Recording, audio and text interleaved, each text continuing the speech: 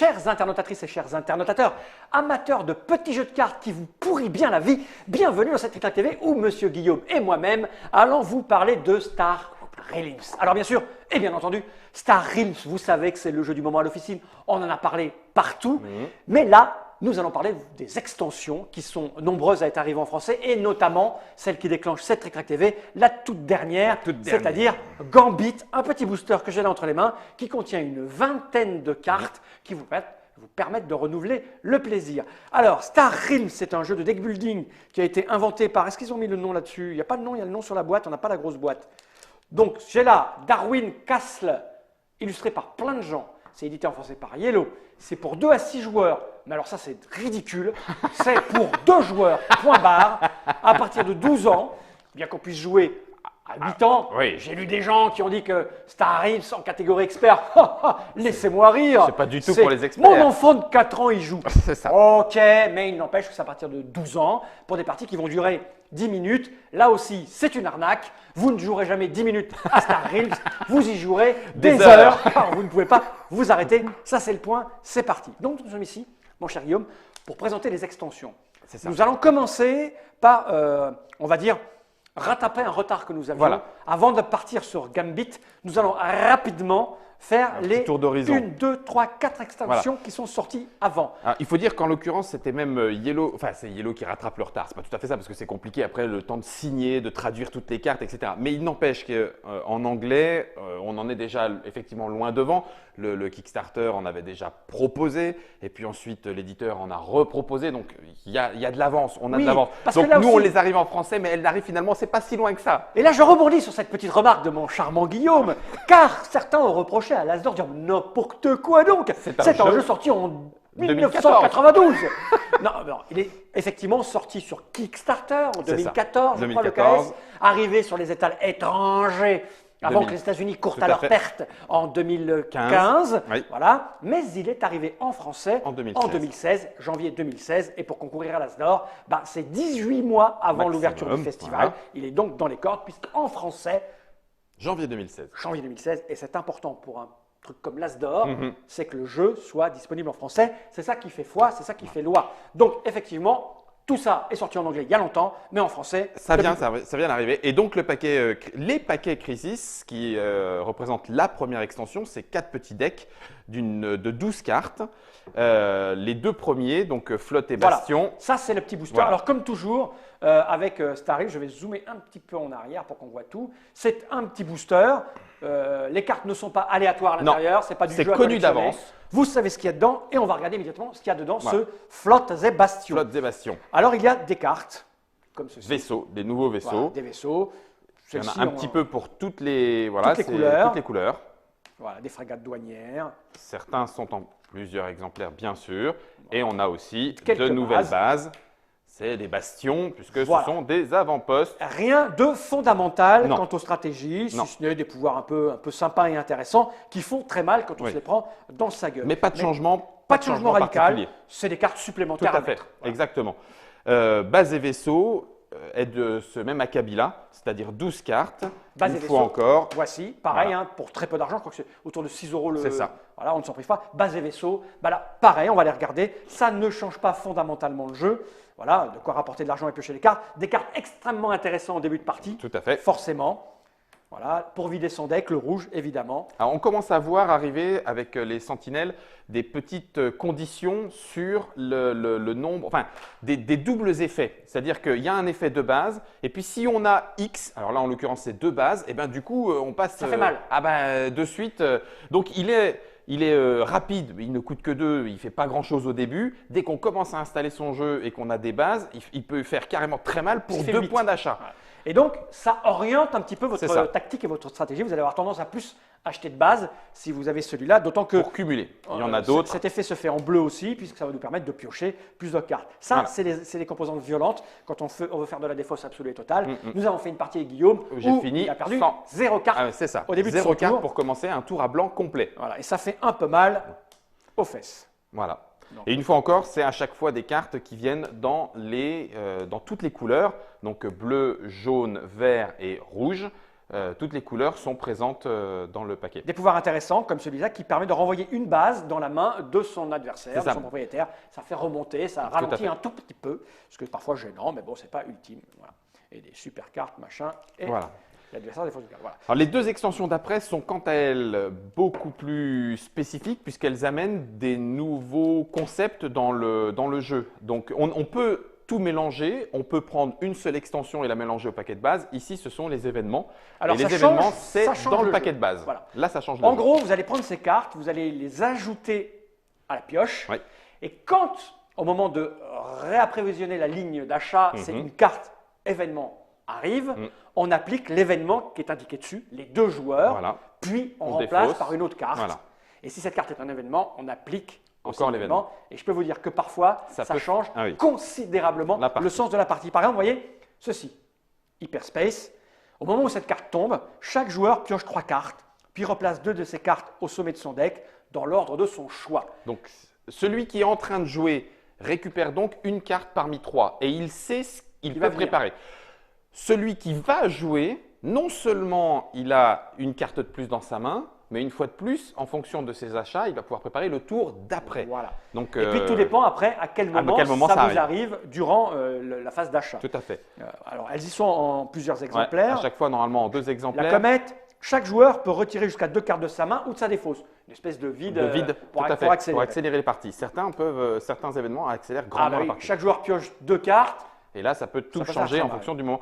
Alors, il y a une carte dont il faut un petit peu parler, c'est le trou noir, qui, pour le coup, mérite une petite, peut-être une petite réimpression ou une petite correction, parce que le trou noir, c'est chaque joueur pioche. défausse. Non, c'est pas le hasard, c'est le trou noir. Il est là. Il est là. Tout va bien, le trou noir. Chaque joueur défausse 2 cartes. Et alors, la question qui pourrait se poser, c'est qu'au moment où on amène dans la phase, dans la file d'achat cette carte-là, il est fort possible que le joueur qui l'ait joué ait déjà tout posé. Donc, il a plus de carte en main, il est tranquille. Tranquille. Et celui d'en face, il s'en prend dans les dents. Donc, ça faisait bizarre, pas très bien équilibré. Surtout qu'aucune carte ne donne un avantage spécifique à l'un des joueurs. Il y a toujours un avantage aux deux ou un inconvénient aux deux joueurs, sauf là. Sauf là. En l'occurrence, après avoir vérifié auprès de Yellow, effectivement, il y a un problème de traduction. C'est chaque joueur défausse 2 cartes ou perd 4 points de vie par carte non défaussée. Voilà. Donc, en fonction du moment et en fonction de la taille de main, donc si c'est le joueur qui a acheté, qui a tout posé et il a déjà tout utilisé, il se prend 8 points. Voilà. Et puis l'autre peut dire, je perds une carte, mais je n'en perds que 4, etc. Voilà. Donc, il y a un petit souci sur le trou noir. Ce n'est pas tant une erreur de traduction, oui, il manque une phrase. Il manque une phrase, c'est ça, c'est vrai. Voilà, ça change considérablement le jeu, terriblement le jeu. Surtout quand vous en prenez 3-4 d'affilée, puisque vous pouvez vous retrouver avec 12 cartes en main à votre tour. Et alors, ça peut être... Et plein de points d'achat, enfin bref. C'est une très bonne, pas que les autres ne soient pas super bonnes, mais elles ne changent rien. Non. Ça, c'est très rigolo, très intéressant. Ça rajoute une petite dose comme ça d'incertitude. D'incertitude, et puis qui renouvelle complètement le visage de chacune des parties. Ce n'est pas moins le cas pour Héros. Un peu plus dur à appréhender. Oui, tout à fait. C'est 12 cartes qui viennent là aussi se mélanger dans le deck de pioche. Mais ce sont des cartes qui entrent en jeu directement. Voilà, je vais vous les montrer. Alors, au début, on se dit elles ne sont pas très fortes. Voilà. Ce sont des héros, en fait. Ce sont des personnages, c'est écrit sur la boîte. En fait, c'est des gens qui sont des personnalités que vous embauchez dans la ligne d'achat, vous l'embauchez, et elle ne va ni dans votre défausse, ni dans votre main. Elle reste en place. Elles ne font rien, sauf quand vous les sifflez et qu'elles viennent péter la gueule de votre adversaire. Le petit symbole poubelle. Elle déclenche ce qui est écrit là. En général, la couleur va dans le sens un petit peu du propos de la faction. Tout à fait. Celle-ci, par exemple, ce vétéran héros, quand vous le sacrifiez, il développe un pouvoir rouge. Donc, si vous avez joué les cartes rouges, ça déclenche le pouvoir. Surtout si, jusqu'à présent, quand on n'en avait qu'une seule et qu'on n'avait pas eu l'occasion d'en acheter d'autres, on se dit c'est dommage, je ne peux pas déclencher son pouvoir. Voilà. Là, le héros, ça permet, je l'ai sortie, elle est toute seule, je peux quand même déclencher son pouvoir grâce au héros. Et en plus, elle permet de retirer une carte de votre main pour la défausser, vous savez, pour ce fameux nettoyage. Vous avez par exemple le pilote du bélier qui va faire, quand vous la sacrifiez, 2 points de dommage. Les verts sont un peu et les verts sont appliqués. Le bleu, les points de vie, du bleu, etc. Puis après, vous avez un peu plus costaud qui coûtent un peu plus cher. Voilà. Vous retirez une carte de votre main ou de votre défausse, alors que l'autre c'était que de la main. Voilà. Voilà, etc., etc. Donc au début, alors, 7 points de vie que vous récupérez avec lui, c'est plutôt pas mal On en garde attente. là en petite réserve et il n'y a Voilà. plus qu'à sortir. Donc ces héros, l'air de rien, ne sont pas évidents quand on les achète, Non. mais même si vous n'avez pas la couleur, c'est toujours pas mal. Tout à fait. Voilà, vous n'avez pas de bleu dans votre jeu, mais récupérer 7 points de vie à un moment donné, et surtout, c'est pas cher, ça peut libérer. Ouais. Enfin voilà, c'est assez plaisant de jouer avec. Oui, et C'est- puis du coup, comme ça t'est arrivé parfois, Monsieur Fall, le fait de récupérer un vaisseau d'une couleur de l'adversaire en disant Exactement. non, je ne te la laisserai pas. Exactement, oui, ça Et m'arrive. je prends un pilote, et bah du coup, non seulement je t'ai empêché, Ouais. et en plus je joue le voilà. pouvoir du vaisseau. Oui, c'est on arrive à un moment donné où quand on joue, on empêche l'autre d'avoir des trucs c'est parce ça. que ça lui semble intéressant.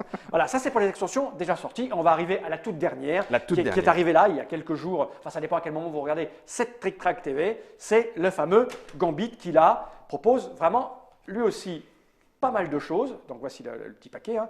Et voici, il y a 20 cartes pour 6 €.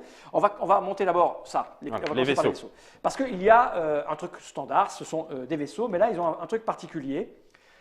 Ils sont sans couleur et extrêmement agressifs. En gros, quand vous les jouez, ça fait 5 points dans ta gueule. Pour 3 d'achat, Mais vous choisissez au moment où vous les jouez la couleur de la faction, ce qui va Voilà. vous permettre d'être de super, comboter.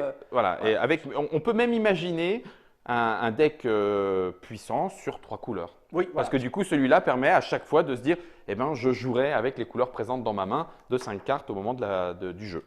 il y a, en fait, il y a 2 types de cartes différentes qui changent considérablement la Ouais, façon de jouer. On va commencer par ça alors. Ouais, les scénarios. Les scénarios. Il y a 5 scénarios, non 4, il y en a 4. Voilà. Ce sont des cartes un peu particulières qui vont vous permettre de jouer seul contre le jeu ou En en coopératif. C'est écrit dessus. Alors Nemesis, c'est la plus simple à utiliser. Défi En coop. gros, vous avez une petite carte qui vous indique ce qui va se passer et derrière, vous avez l'explication de ce qui se passe. Vous avez une partie qui est propre à la carte, c'est-à-dire cette carte, quand vous jouez contre Nemesis, voilà ce qui se passe. Et ensuite, une espèce de règle générique pour toutes les bases. Pour gérer un petit peu les bases. L'intelligence artificielle. En gros, et pour faire vite, vous allez jouer seul. Vous allez avoir le paquet de cartes qui est ici, là. La au-dessus. pioche. Voilà, la pioche. Vous allez avoir 5 cartes retournées, Oui. comme quand on joue normalement. Vous allez avoir vos cartes en main. Et vous allez avoir votre petite carte devant vous comme ceci. À votre tour, vous allez jouer normalement. Vous allez avoir vos cartes, vous allez faire vos achats, vous allez mettre des points de dommage. Alors en gros, en fonction du scénario, l'adversaire virtuel a plus Réagit. ou moins de points de dommage. Lui, il a 50. Il y a des fois, vos adversaires ont 25. Donc, vous gérez ça de cette manière. Quand vous faites des points de dommage, vous les retirez à votre adversaire virtuel. Vous faites votre partie normalement. Une fois que c'est fait, ça va être à lui de jouer. En gros, ça se passe comme ça. Vous commencez par retirer la carte qui est en bout de colonne. D'accord, la 5e. Voilà. Et vous faites, soit vous la mettez de côté, soit vous appliquez l'effet de la carte que vous affrontez. En gros, Nemesis, par exemple, vous dit, la carte que vous retirez, vous la mettez face cachée à côté. D'accord, Ça sera autant de points de dommage qu'elle vous foutra dans la gueule. d'accord. Donc tous les tours, Ça le va pouvoir de prendre. frappe va augmenter. D'accord. 1, 2, 3, 5, 10 au bout d'un moment. Ok. Vous et vous décalez le Ah oui, paquet d'accord. et vous retournez la première carte. Là, elle est jaune. C'est une J'appuie. faction jaune. Vous appliquez le pouvoir jaune, qui est chaque joueur défausse 2 cartes. Puisque là, on est en défi coop à Voilà, plusieurs, voilà, donc on en prend 2 dans les dents. Il y a des règles supplémentaires. Elle n'a pas de base, elle n'a pas de défense. D'accord. Quand vous avez une carte qui dit, par exemple, avec Nemesis uniquement, si vous avez une carte qui détruit une base, en fait, ça devient 3 points dans la gueule de l'adversaire virtuel. D'accord, ok. Etc., etc. Et vous jouez tout seul jusqu'à descendre la base à 50 points de vie. Ou se faire déchirer. Ou se faire déchirer, ce qui arrive assez rapidement parce que c'est assez violent. Violent, d'accord. Alors, chacune de ces cartes-là Donc, il y a, a défi coop. a son défi à lui. Hein. Coop Donc, vous avez solide. Nemesis, pirate de l'étoile noire, elle part à 25 points de vie. Hein. Donc, elle doit taper C'est violemment. un défi solo. Voilà. Donc là, on joue tout seul contre elle. Nous, on commence avec un score de 75. Ah oui, quand même. Ah oui, donc c'est que ça doit être violent. Parce que- Nous, on part avec 75, elle part à 25. Ah oui, c'est Donc, bizarre. Tu vois l'écart. Pirate de l'étoile noire, 25 à chaque c'est joueur encore. et encore Voilà. et un Nemesis. Donc à chaque fois, ça fait 2 scénarios, soit en solo, soit en coop, Voilà. avec des règles spéciales pour gérer l'intelligence artificielle du joueur virtuel. Voilà. Et c'est assez amusant à réaliser. Et on arrive au nom du jeu, enfin de Gambit. l'extension, Gambit. Gambit, ce sont des cartes qui changent radicalement aussi une façon de jouer, puisque, en voilà une par exemple, il n'y a aucun coup, il y a juste un effet. Avec une des fausses. Avec une des fausses, Ou souvent. pas. ou Oui, tu as pas. raison. Il y en a non. Hein. Oui. Ces cartes-là ne sont à aucun moment additionnées au paquet et ne seront à l'achat. Avant de commencer la partie, vous vous mettez d'accord avec votre adversaire. Il y a plusieurs façons de procéder. Hein. La plus simple, c'est de se dire, bon ben, on va prendre un certain nombre de cartes, je t'en donne 3, j'en prends 3, j'en choisis une, Ok. je la mets comme ça, l'autre je l'écarte. Et ces cartes-là, celles que vous avez choisies, en fonction de l'effet qu'il y a dessus, vous l'appliquez quand vous voulez durant la partie. Soit en début, vous la révélez tout de suite à votre concurrent. Par exemple, celle-ci, je n'ai aucune raison de ne pas la révéler puisque la flotte frontalière fait que à chaque tour, à chaque moment où c'est à moi de jouer, j'ai plusieurs en attaque. Pom, pom. Et tu ne peux pas me l'enlever. Voilà. Tu ne peux pas la détruire, tu ne peux pas la casser. Tous les tours, pom, un dans ta gueule. Voilà. Il y a des cartes, j'en ai d'autres ici, Si tu te comme sens celle-là. Je peux l'avoir visible pour dire à mon adversaire, regarde, je peux te péter une base à tous les tours, ou je peux l'avoir cachée pendant toute la partie. Et à un moment donné, je vais dire, je révèle ma carte, je la sacrifie, je détruis ta base et je pioche une carte. Voilà. Là aussi, ça change considérablement et radicalement la façon de jouer, l'approche qu'on peut avoir. Ça induit une stratégie, une tactique. C'est ça, puis ça donne aussi un plus fort, non, c'est peut-être pas comme ça qu'il faut le dire, mais en tout cas, ça donne un sentiment de maîtrise parce que si je ne maîtrise pas les cartes qui vont sortir et que je peux acheter, si je ne maîtrise pas les cartes que je vais piocher, je sais avec les cartes Gambit que j'ai accès à tel effet. Voilà. Et donc l'objectif va être de le sortir forcément au pire moment pour l'adversaire et pour lui en mettre une bonne surprise dans les dents. Donc voilà, à vous de voir. Après, vous pouvez drafter. Oui, tout à fait. Vous pouvez en mettre 3. Faites ce que vous voulez. Hein. Plus il y en a, plus c'est violent. Hein, plus que on pourra comboter. Les parties s'accélèrent. Ah oui, tout à fait. Avec les parties Gambit. Voilà, je crois qu'on a fait le tour de ce qu'était Gambit. Il n'y a plus qu'à jouer. Il n'y a plus qu'à jouer, mais bon, on fera ça dans une autre Trick TV. C'était important, il me semblait, de vous présenter cette petite extension, parce que bon, Yellow ne va pas venir se taper des milliers de kilomètres pour vous présenter ça, et moi, ça me semblait important et intéressant de vous en parler tout de suite. Pourquoi, je ne sais pas, parce que en fait, ça me permet de faire une partie contre toi de tout le monde tout à l'heure, c'est ça l'idée. Je vous rappelle le nom, Star Realms, allez, nom insupportable, Realms, comment tu dis? Realms. Star Realms. Voilà, les effets spéciaux de la mort. 2 à 6 joueurs. Je m'assois, je me porte en faux. Je m'insurge. Comment on dit? 2 joueurs. 2 joueurs. Jouer à 2, putain. Mais comment on peut jouer à 6 à ça? En équipe, en 3 contre 3. Ouais, je sais pas. Peut-être. Faites comme vous voulez chez vous. 12 ans, 20 minutes d'aventure. Ouais, 15 minutes. 15 minutes en une partie et puis après on en enchaîne 4-5. 6 € chaque petit paquet. Voilà. Et la boîte de base, la boîte de base, une vingtaine d'euros, même pas, une vingtaine d'euros.